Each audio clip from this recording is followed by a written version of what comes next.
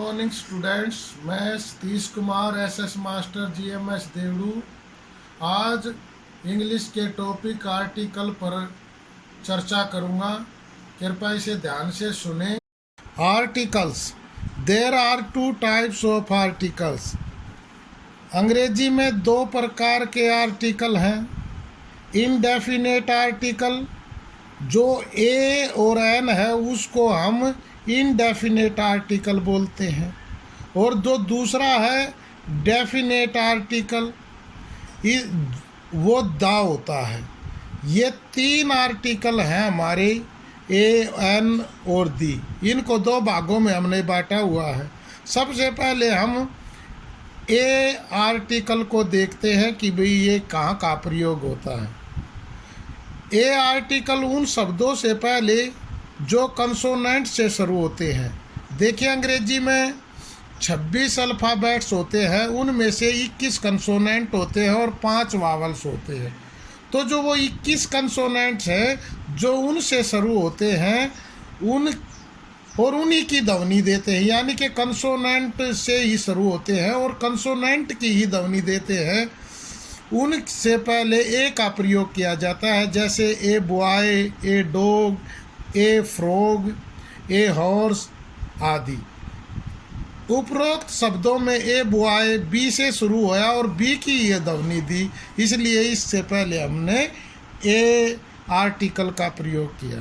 दूसरा, उन शब्दों के साथ जो वावल्स, अभी मैंने बताया ए आई ओ यू, ये 5 हमारे इंग्लिश में वावल हैं। इन शब्दों से शुरू होते हैं और ध्वनि कंसोनेंट की देते हैं। जैसे उनसे पहले भी हम ए का प्रयोग लगाते हैं।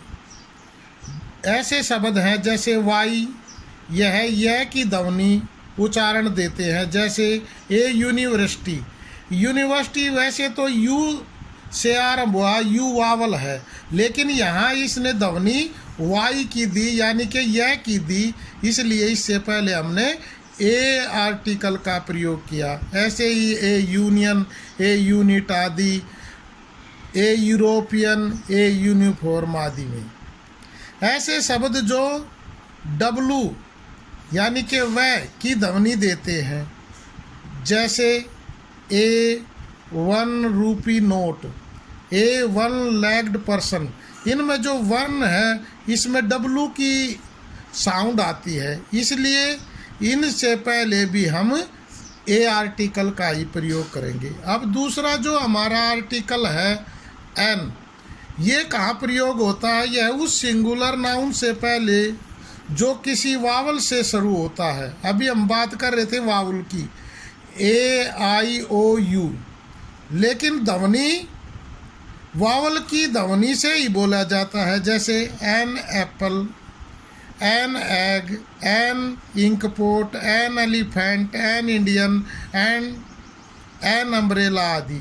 इन उपरोक्त शब्दों में जैसे एप्पल है तो ए शब्द से ही इसका उच्चारण हुआ, इसलिए इससे पहले हम एन आर्टिकल का प्रयोग करेंगे।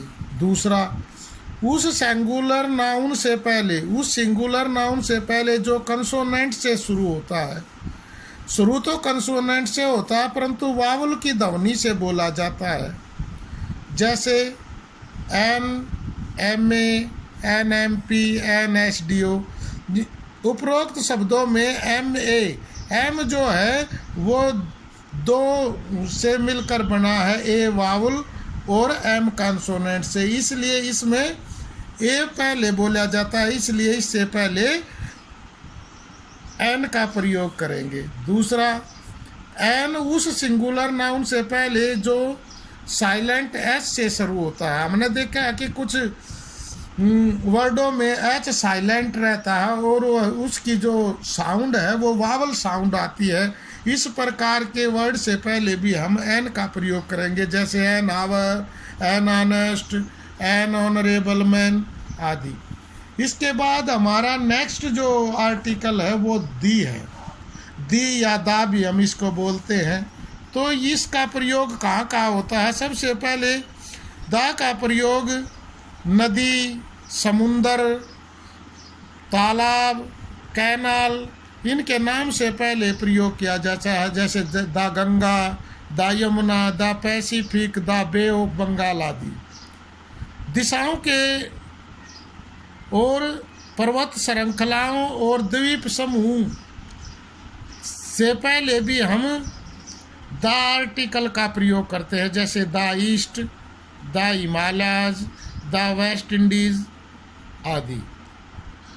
Newspaper, magazine, well known books यानी कि अपनी होली पुस्तक है, जैसे the Gita, the Ramayana, the Tribune, the Himalayas, इनसे पहले भी हम द का प्रयोग करेंगे।